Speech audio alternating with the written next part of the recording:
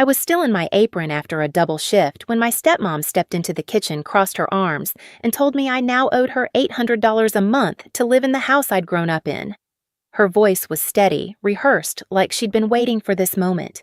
Blake yelled upstairs at his video game, Luna filmed herself in the hallway mirror, and somehow I was the one who needed to start contributing. I didn't argue. I didn't even blink, because she had no idea she'd just triggered the one secret capable of ending everything she'd built. People assume a house becomes yours the moment you move into it. But for me, this place was mine long before I understood what ownership meant. I was 8 when my mom died, and the world went quiet in a way no child should ever know. My grandparents, Harold and Elise, stepped in without hesitation. They sold their own place across the city, moved into this 4-bedroom home in Denver, and filled every corner with warmth my father couldn't give at the time. I remember evenings when Elise would sit beside me at the old dining table teaching me how to slice vegetables without rushing. The smell of simmering broth, the softness of her laugh, those things stitched the first layer of safety back into my life. Harold tended the garden outside, humming while trimming the roses my mom planted. Whenever the wind swept through the yard, it carried a little bit of her with it. That's why the house mattered. It wasn't walls, it was memory. Then Selena arrived. My father met her at a work event, and within months she was in our living room setting down glossy suitcases and announcing she didn't mind the older decor. She said it with a smile that didn't match her eyes. The first week she reorganized the entire kitchen. The second, she cleared out Elise's ceramic bowls, quietly replacing them with things she called modern. Harold simply nodded, but I caught the way his jaw tightened. Selena's children, Blake and Luna, slipped into the house like they'd been here forever. Blake claimed the downstairs den for his gaming setup. Luna spread her outfits across 2 closets and declared the lighting terrible for photos. I was 12 when the chores began shifting my way. Small things at first, vacuuming, setting the table, then laundry, then everything. Whenever I asked why Blake and Luna didn't help, Selena would tilt her head and say, "They have different needs, sweetheart. You're more mature." My father didn't push back. He seemed grateful to have someone taking charge of a household he'd abandoned emotionally for years. By the time I was 16, I'd memorized everyone's routines. Blake slept until noon, leaving sour-smelling clothes piled in the hallway. Luna rehearsed her fake laugh in the mirror while filming makeup videos she never posted. Selena floated from room to room, touching surfaces lightly with her fingertips as if testing for dust. She always paused at my mother's framed photo in the hallway, but never acknowledged it. Outside this house, my life felt normal school friends, part-time work. Inside, I was an unpaid maid, slipping through the same rooms my grandparents once protected. Yet I stayed quiet, convincing myself it was temporary, that Dad needed peace, that kindness was a form of strength. But the thing about quiet resentment is that it stacks layer by layer until one day even the smallest added weight makes the whole structure shift. And that shift was coming long before Selena asked me for $800. The weeks leading up to Selena's rent demand were already stretched thin. I'd started taking more shifts at the cafe to cover my online classes, and every night I came home to something new added to my list of house responsibilities. Selena never wrote them down. She simply announced them as if they were universal truths. "Laundry rotates on Tuesdays now," she'd say, handing me Blake's overflowing basket that smelled like sweat and stale chips. "The upstairs bathroom needs scrubbing again," she'd add, ignoring Luna's contour powder coating the countertop like desert sand. "Remember to wipe the baseboards. Dust collects quickly in old houses." Old houses. She loved calling it that. Meanwhile, Blake lounged in the den, yelling into his headset, and Luna filmed haul videos surrounded by unopened boxes. When I'd pass through the hallway, she'd glance at me like I was a background extra walking into her shot. Sometimes she'd say, "You should try dressing up more. Might help your confidence." Then she'd smile sweetly at her phone and go back to posing. Selena escalated things quietly, which was her specialty. She'd leave stacks of bills on the counter with my name circled in highlighter, pretending it was a gentle reminder. She'd sigh dramatically whenever I cooked, wandering behind me and adjusting the stove temperature or criticizing the seasoning. She'd tell my father within earshot that I needed to develop independence before adulthood passed me by. But the real turning point came one cold evening when I walked past the partially open door of her so-called meditation room.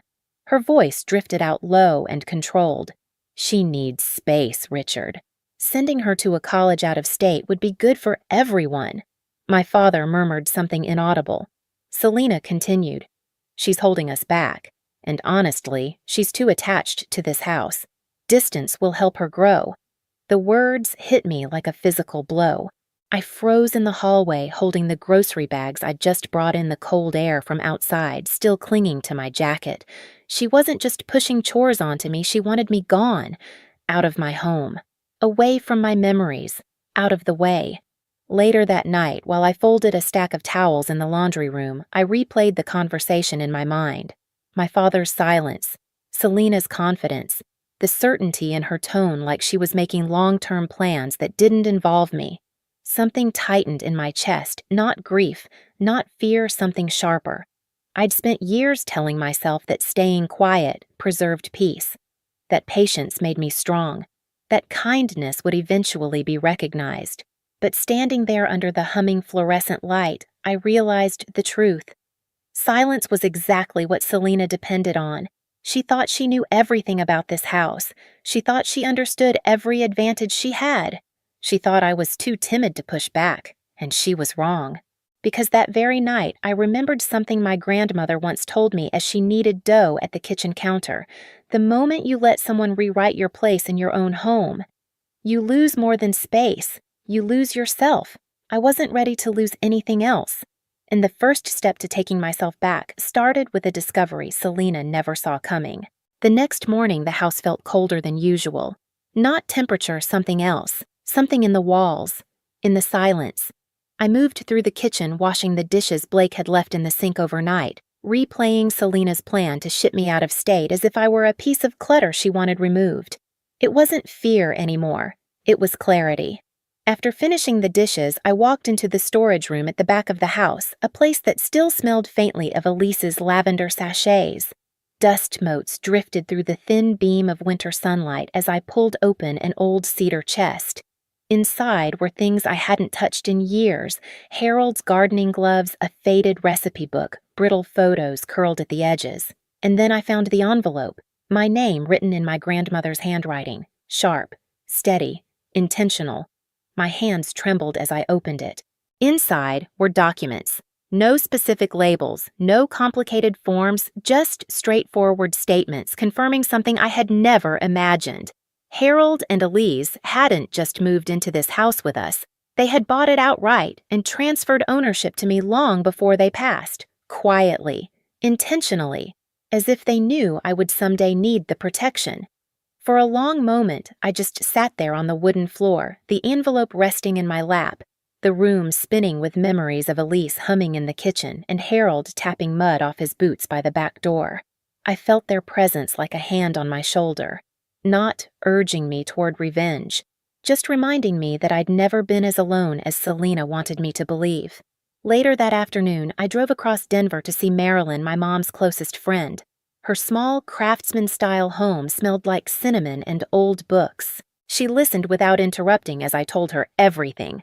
Selena's manipulation, my father's passivity, the rent demand, the plan to send me away, the documents my grandparents had left for me. When I finished, she nodded slowly. "Aurora, your grandparents trusted you more than anyone. They saw who Selena was long before you did. This isn't just a house, it's your boundary. And you have every right to protect it." Her words settled into my bones. We spent the next hour reviewing what I'd found, sorting through additional papers Elise had once given Marilyn for safekeeping. There were old Bill's notes from Harold about the property and a few recorded voicemails that caught Selena speaking harshly to Elise years ago, nothing dramatic but enough to confirm a pattern. Evidence wasn't vengeance, it was truth. By the time I left Marilyn's house, the sun had dipped behind Denver's rooftops, casting the whole city in muted blue. I drove home with a steadiness I hadn't felt in years. Determination. Purpose. Selena wanted to push me out. Instead, she'd pushed me into remembering who this house truly belonged to. That night, as I walked through the front door and saw Selena sitting on the couch, scrolling through her phone, I understood something with absolute certainty. She had no idea the power she'd just handed me. And by the end of the week, the balance in this house would shift forever. I didn't plan to confront Selena that soon. I thought I'd need days, maybe weeks, to steady myself. Instead, she cornered me the very next evening. I'd just come home from a closing shift, the smell of espresso still clinging to my clothes, when I found her sitting at the dining table with a folder placed neatly in front of her. Blake sprawled on the couch behind her headset around his neck, and Luna sat cross-legged on the floor, scrolling on her phone as if the house were a studio set for her next post. Selena smiled without warmth. Perfect timing, Aurora. We need to discuss your financial contribution. There it was. The line she'd rehearsed, the beginning of the end. I hung up my coat and walked in slowly, letting the quiet stretch. Contribution. Yes, she said, sliding a sheet of paper toward me. $800 a month, plus your share of utilities. It's only fair. She paused, glancing dramatically at Blake and Luna. Everyone has responsibilities. I looked at her then, at her children, Blake picking crumbs off his shirt, Luna adjusting her ring light. Everyone, I asked softly. Selena blinked. Don't be difficult. They're focusing on their futures. You're working now. A laugh escaped me, small, humorless. Their futures, Blake scoffed. Don't start Aurora. Luna flipped her hair. Some people don't get it. Selena's expression hardened. This is happening. Your father agrees. It's time you learned independence. Independence. In the house, built by my grandparents' sacrifices. The house I'd cooked and cleaned in, grown up in. The house Elise had cried in after losing her daughter and Harold had repaired board by board with his own hands. Selena had chosen the wrong word. I straightened, sliding the paper back to her. If you want a discussion, call everyone downstairs. We're doing this as a family. Selena loved the illusion of formality. She agreed instantly. 5 minutes later, my father rushed into the dining room, askew face-tired. What's going on? Selena answered for all of us. Your daughter is refusing to contribute to our household. I didn't even look at her. I looked at him. Dad, do you really think I should pay $800 to live here? He hesitated just a beat, but enough to confirm everything I feared. Selena and I talked about it. It seems reasonable. Reasonable, I repeated softly. For me to pay rent while Blake and Luna don't. My father swallowed. They're still finding their path. I nodded slowly, letting every detail etch itself into memory. Then I placed the envelope, Elise's envelope, on the table. Okay, I said. Then let's talk about the house. Selena's face twitched a tiny glitch beneath the makeup. What does that mean? I opened the envelope and set the documents down, not pushing them toward anyone, just letting them exist. Letting the truth sit between us. This house, I said quietly, legally belongs to me. Silence fell like a shockwave. Blake stopped mid-breath. Luna lowered her phone. My father's eyes widened. Recognition, guilt, resignation. Selena laughed first, too loudly. What is this? Some fantasy, you can ask Dad. I said, my voice even. He's known since Harold and Elise passed. My father closed his eyes. Selena. It's true. They put the house in Aurora's name. The room froze. A stillness so complete it felt like the house itself was holding its breath. Selena stood abruptly, chair scraping harshly against the floor. Why wasn't I told, she demanded? Why wouldn't you share something like this with me? My father shrank under her stare. It didn't seem necessary. Not necessary, she nearly shouted. I've managed this home for years. I deserve to know I cut in. Deserve you've treated me like unpaid labor in the home my grandparents gave me. Selena pointed a shaking finger at me. You ungrateful no. I said, my voice sharp as glass. We're done rewriting reality. I reached into my bag and placed a second folder on the table. This, I continued, is a summary of every payment, every bill, every expense I've covered for the house for years. My father's face fell as he skimmed the pages. Aurora? Why didn't you tell me you never asked? Selena grabbed the papers, scanning them with frantic disbelief. You think this proves anything. You think you can push me around because you found old paperwork I didn't react. Instead, I pulled out my phone and pressed play. Her voice filled the room, the recording from her meditation room. She needs space, Richard. Sending her to a college out of state would be good for everyone. She's holding us back. She's too attached to this house. My father went pale. Blake muttered "damn" under his breath. Luna's face drained of color. Selena lunged for the phone. You recorded me, that's legal, I said calmly. And necessary. She looked between all of us, realizing her performance was collapsing. This is my home, she whispered fiercely.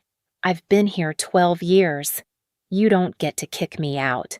I opened the final folder and slid it toward her. You're right, I don't get to. The law does. She stared down at the eviction notice's official completed stamped. Her mouth fell open as though the floor had shifted beneath her feet. You can't do this, she said, voice trembling. Richard, say something.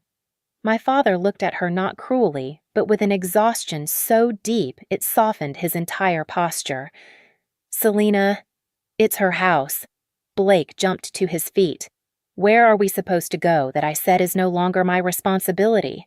Luna's eyes filled with tears, but even then she lifted her phone slightly as if instinctively preparing to film her own meltdown.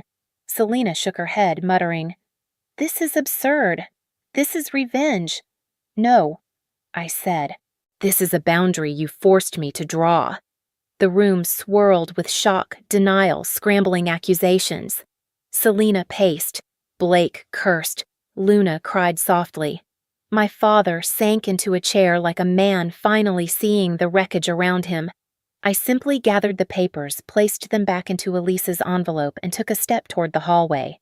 You have 2 weeks, I said. Then I take back my home. Selena stopped moving. You think you're strong enough to do this. I met her eyes, steady, unshaken. I didn't think so before. But you helped me understand what strength really looks like.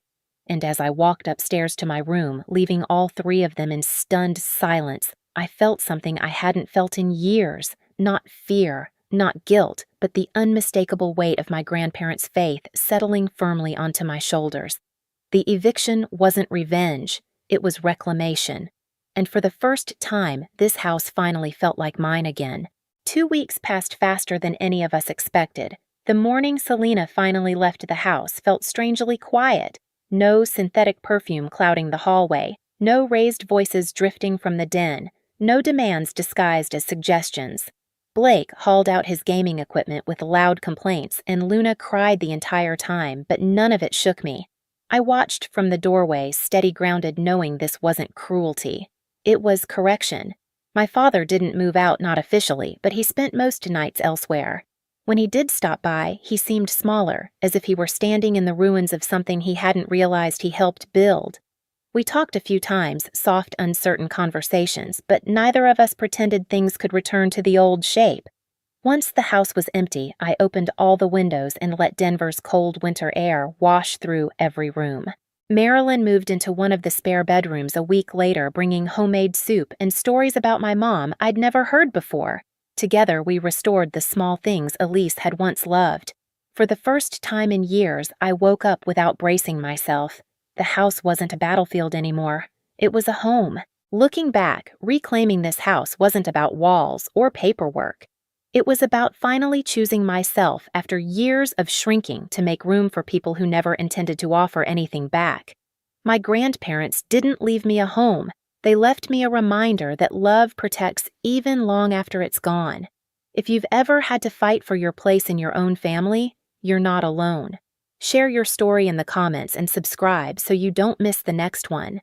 Sometimes justice is quiet, but it changes everything.